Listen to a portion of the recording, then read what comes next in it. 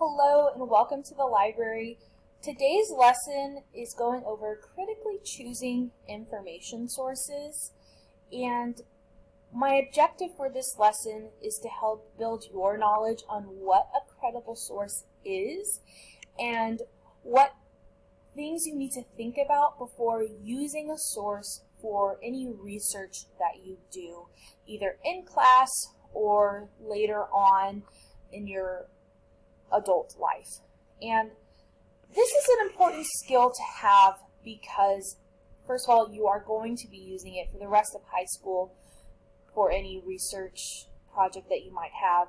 This is a skill you'll need in college for any research question or project that you might have.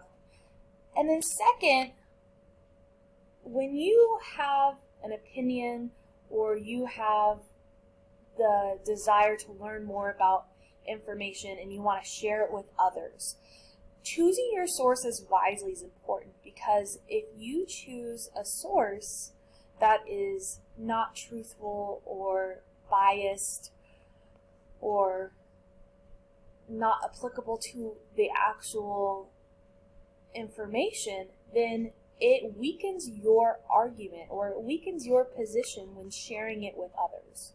So that's why our discussion question today is, why is choosing credible information sources important to your research? I really want you to think about that as you are going through these different resources that I've given you on this Padlet. Why is choosing the best and most reliable sources important for you? So you'll see I have a couple of how-to, step-by-step guides.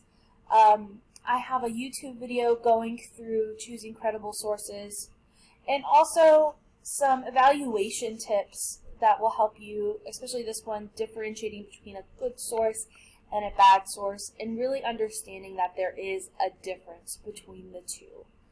So hopefully by the end of this lesson today, you will understand why choosing your information sources very critically is important for your research and will help you as you continue on in your education.